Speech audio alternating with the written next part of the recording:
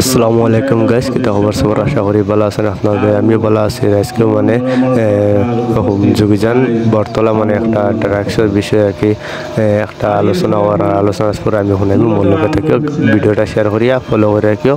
ভিডিওটা শুৰু কৰা যাক। লগতে নৱনিৰ্বাচিত পঞ্চায়ত সদস্যসকলক আদৰণি পৰ্ব হিচাপে আজি দুদিনমান আগতেই মোক এই বিষয়ে কৈছিলে, আপুনি এটা বিষয়ত অলপ ক'ব, কিন্তু মই প্ৰিপেয়াৰ হৈ অহা নাছিলোঁ। যিয়েই নহওক, আমি সকলোৱে দেখিছোঁ, শুনিছোঁ, ড্ৰাগছ এই কাক ধ্বংস কৰে? এটা প্ৰজন্মক ধ্বংস কৰে, এটা জাতিক ধ্বংস কৰে, এটা দেশৰ যি যুৱশক্তি, সেই যুৱশক্তিক ধ্বংস কৰিব পাৰে একমাত্ৰ এটাই বস্তু হৈছে, সেইটো হৈছে ড্ৰাগছ, নিচাযুক্ত দ্ৰব্য। আজি আমাৰ ভাৰতবৰ্ষৰ মূল চালিকা শক্তি হৈছে আমাৰ যুৱশক্তি। এই যুৱশক্তিক যদি পংগু হৈ যায়, তেনেহ'লে আমাৰ উঠি অহা প্ৰজন্ম একেবাৰে শেষ হৈ যাব, সমাজখন শেষ হৈ যাব। গতিকে আমাৰ দেশক থিয় কৰিব পৰা যিটো যুৱশক্তি আছে, সি অট'মেটিক পেৰালাইজ হৈ যাব।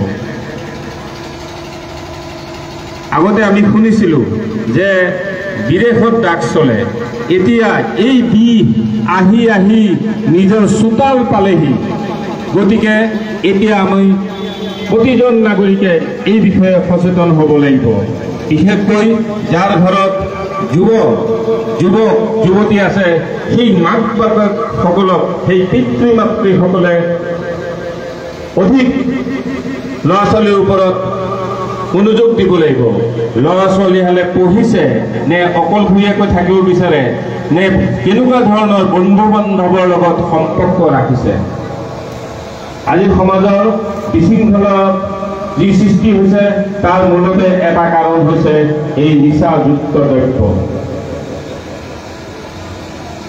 আমি যেতিয়াই কোনো মাক বাপেকক কেতিয়াও নিজৰ ল'ৰা ছোৱালী কেতিয়াও বেয়া বুলি নকয়, কিন্তু লক্ষ্য ৰাখিব লাগিব সি অকলশৰী কেনেকৈ চিনাক্ত কৰিব। মাক বাপেক আপুনি জানে, যদি আপুনি ক'বলৈ যায়, তেওঁ কেতিয়াও বিশ্বাস নকৰে, না মোৰ ল'ৰাটো ভাল, মোৰ ছোৱালীজনী ভাল, কেতিয়াও নকয়। কিন্তু মাক বাপেকে লক্ষ্য ধৰিব লাগিব তেওঁ কেনেকুৱা কোম্পানীৰ লগত চলে। প্ৰথমে ইয়াৰ মূল এটা প্ৰথম যিটো চিন, কি কৰে ল'ৰা ছোৱালীয়ে? প্ৰথমে মাক বাপেকক সদায় মাক বাপেকে পইচা দিয়ে ল'ৰা ছোৱালীক, স্কুলত যাওঁতে দিয়ে, কলেজত যাওঁতে দিয়ে, ক'ৰবাত যাওঁতে দিয়ে। তাৰপিছত কৰিব কি, সি এনেকৈ পইচা পাই থাকে, লাহে লাহে সি কৰি যদি সি কেনেবা কৰি বেয়া সংগত কৰি ড্ৰাগছৰ কবলত যায়, তেনেহ'লে সি মাক বাপেকৰ পৰা কৰিব কি, অধিক পইচা ডিমাণ্ড কৰিব। মোক আজি ইমান পইচা লাগিবই, মোৰ কাম আছে। তাৰপিছত কৰিব কি, মাক বাপেকে পইচা দিব নোৱাৰিলে কি কৰিব, সি ঘৰৰ পৰা দিব পাৰি নহওক, মাক বাপেকৰ পকেটৰ পৰা হওক বা মাকে সাঁচি থোৱা ধনকেইটা হওক, সি চুৰ কৰিবলৈ বিচাৰিব।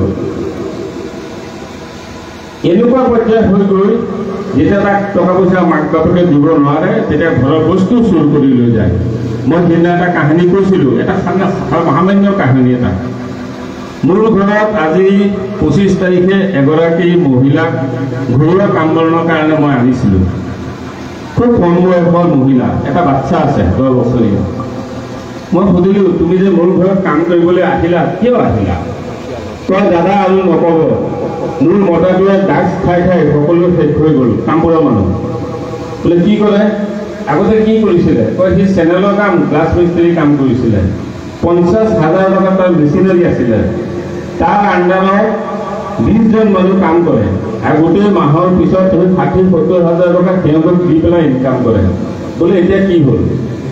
বোলে এতিয়া সি মেচিন সোপা বেচিলে, মোৰ গহনা বেচিলে, ঘৰৰ গেছটো পৰ্যন্ত বেচিলে, ভাল ভাল যি বাচন বৰ্তন আছিল এইখিনিও বেচিলে। এতিয়া মোৰ ঘৰত ৰান্ধিবৰ কাৰণে এটা চৰু নাই।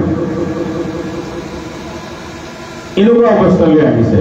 গতিকে আমাৰ যিসকলৰ ঘৰত যুৱক যুৱতী আছে, সেই গাৰ্জেনসকল অতি সতৰ্ক হ'ব লাগিব যে তেওঁৰ ল'ৰা ছোৱালী হ'লে কি কৰি আছে, কাৰ লগত ঘূৰে, কেনেকৈ ঘূৰে। মই কোৱা নাই সকলো ল'ৰা ছোৱালী বেয়া, কিন্তু বেয়া সংগত যাতে যাব নোৱাৰে সেইকাৰণে অধিক সতৰ্ক হ'ব লাগিব। তাৰ ডিমাণ্ড দিনে দিনে বাঢ়ি গৈছে নেকি, পইচা ডিমাণ্ড বেছি কৰে নেকি, কিয় কৰে, ক'ত যায়। যদি এইখিনি কথা প্ৰতিজন অভিভাৱকে অবজাৰ্ভ নকৰোঁ তেনেহ'লে ভৱিষ্যতে যে বিপদ হ'ব এইটো অৱশ্য ভাবিছোঁ। এই ভৱিষ্যতৰ বিপদৰ পৰা ৰক্ষা কৰিবৰ কাৰণে আমি কি কৈছে, আমাৰ চৰকাৰে কৰিছে কি পুলিচ বিভাগক দায়িত্ব দিছে, বিভিন্ন NGOক দায়িত্ব দিছে, চৰকাৰে নিজেও দায়িত্ব লৈছে। কিন্তু ৰাইজ যদি সচেতন নহয়, পুলিচ বিভাগ আৰু চৰকাৰে কেতিয়াও এই মাৰাত্মক ব্যাধি দূৰ কৰিব নোৱাৰে। গতিকে ৰাইজৰ সহযোগ হ'লেহে পুলিচ বিভাগ আৰু চৰকাৰী যিবিলাক সংশ্লিষ্ট বিভাগ আছে তেতিয়াহে পাৰিব। গতিকে ৰাইজ আমাৰ সতৰ্ক হ'ব লাগিব। আজি চাওক, 2 দিনত যিবিলাক ঘটনা হৈ গৈ আছে তাৰ মূলতে দেখিব যদি সমাজ বিৰোধী কাম কোনবিলাক মানুহে কৰে, এই শ্ৰেণীৰ মানুহক দি কৰায়। কাৰণ তাৰ পইচাৰ প্ৰয়োজন, এইটো তই আমুকক গালি এটা দিয়া, আমুক যাওঁতে তই ধৰি ল'বি, আমুক যাওঁতে তামুক কৰিবি, এইটো কৰিব পৰা হয়। তাত পইচা লাগে, কিহৰ কাৰণে লাগে, ড্ৰাগছ খাবলৈ। আৰু তেনেকুৱা মানুহৰ হাতেদি অন্য এজনে মানুহে খুব বেয়া কাম কৰাব পাৰে। সামাজিক শান্তি ভংগ হ'ব, আইন শৃংখলা জড়িত পৰিস্থিতিৰ সৃষ্টি হ'ব। তাৰ মূলতে হৈছে ড্ৰাগছ। আজি চাওক পাঞ্জাৱৰ কি অৱস্থা, পাঞ্জাৱৰ মানুহখিনি কৰ্মপটু আছিলে, এই ড্ৰাগছবোৰ গৈ এটা সমাজ সিহঁতৰ নাইকিয়া হৈ গৈছে। পাঞ্জাৱৰ নিচিনা যি পাঞ্জাৱে আমাক গোটেই ভাৰতবৰ্ষক উৎপাদন কৰি ভাত খুৱাব পাৰে, আজি তেওঁলোক বহুত ধৰণৰ যুৱ সমাজটো আগৰ নিচিনা নাই পাঞ্জাৱত। গতিকে এই বিষ যাতে আমাৰ সমাজত সিঁচৰিত হ'ব নোৱাৰে, আমাৰ নতুন প্ৰজন্মক ধ্বংস কৰিব নোৱাৰে, তাৰ বাবে মই আশা কৰিছোঁ সকলোৱে যত্নপৰ হ'ব। আৰু যদি আপোনালোকে কোনোবাই জানে কোনোবাই ড্ৰাগছ ব্যৱসায় কৰি আছে, কোনোবাই খাই আছে, আপোনালোকে নিজে গৈ যুদ্ধ কৰিবলৈ নাযাব। কাৰণ আমাৰ আইন আছে, আইন হাতত তুলি নল'ব। পুলিচ বিভাগ আছে, চৰকাৰী বিভাগত আপোনালোকে আহি সেই বিষয়ে জনাব যে এনেকুৱা কাণ্ড চলি আছে, সেইটো পুলিচ বিভাগক কৰিবলৈ দিব। নিজে যদি যায় তেনেহ'লে অশান্তিৰ সৃষ্টি হ'ব। আইন হাতত তুলি ল'ব নালাগে। আৰু এইখিনি ড্ৰাগছ আজিৰ কথাই নহয়, মই যেতিয়া প্ৰথমে আহিছিলোঁ মোৰ দাড়ি চুলি ইয়াতেহে ভালকৈ দাড়ি মোক ধৰিছিলে যোগীজান অহাত।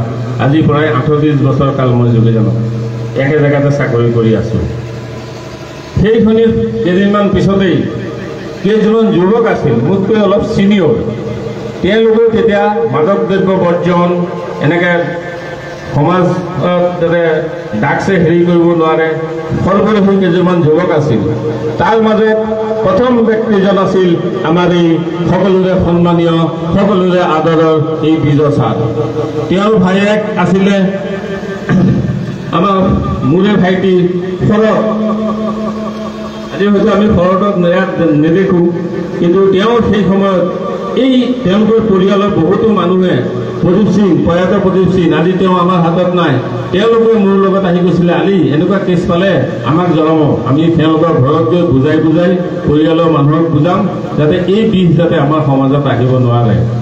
এই পৰিয়ালটোৱে আমাৰ প্ৰদীপদা আজি নাই, তেওঁলোকৰ পৰিয়ালৰ যথেষ্ট পৰিমাণে তেতিয়াই সতৰ্ক কৰি থৈছিলে। আজিৰ পৰা 20-30 বছৰ আগত তেওঁলোকে চিন্তা কৰিছিলে, কিন্তু এতিয়া আহি সেইটো আমাৰ ওপৰতে আহিছে।